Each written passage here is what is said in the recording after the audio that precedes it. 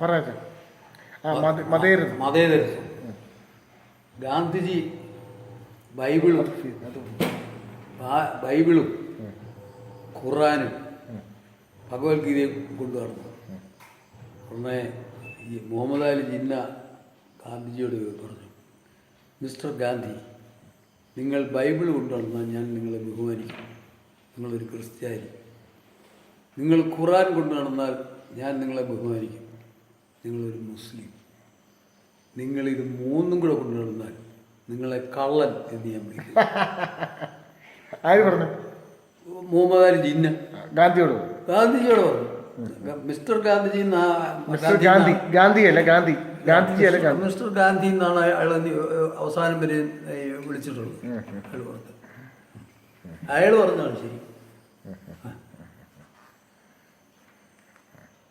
ഇത് മൂന്നും കൂടെ കൂട്ടി ബൈബിളും ഖുറാനും ഭഗവത്ഗീതയായിട്ട് നടക്കുക.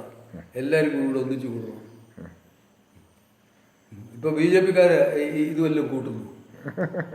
നരേന്ദ്രമോദിക്ക് ഇതൊന്നുമില്ലല്ലോ. താൻ പോകേണ്ട എതിരാന്ന് വെച്ചാൽ പോകും.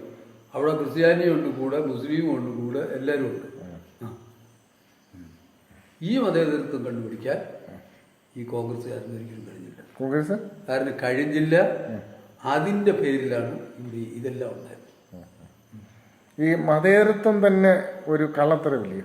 പിന്നല്ല എന്ത് മതേതരത്വം എന്ന് പറഞ്ഞു?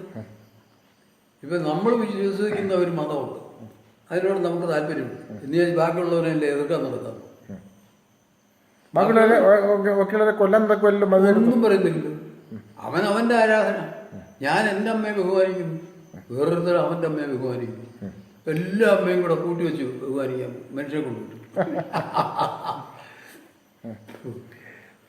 ഈ RSSന് മറ്റുള്ളവനെ നശിപ്പിക്കാന്നുള്ളത് ഒരു ലക്ഷ്യമില്ല. അതിൻ്റെ OTC ക്യാമ്പുകൾ പോയാൽ നെഗറ്റീവായിട്ട് ഒരൊറ്റ സെന്റൻസ് ഇല്ല.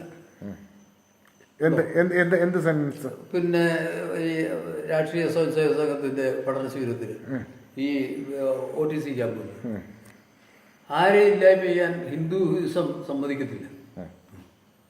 ഹിന്ദുയിസം എല്ലാത്തിനെയും ഉൾക്കൊള്ളുന്നതാണ് ഹിന്ദുയിസം.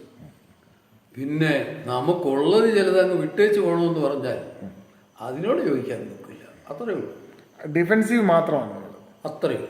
നമ്മുടെ പിന്നെ ഇതിൽ എന്തെങ്കിലും അത് എങ്ങനെ വേണമെന്നറിയും. അതിനാണ് സ്വയമേവ മൃഗേന്ദ്രിത.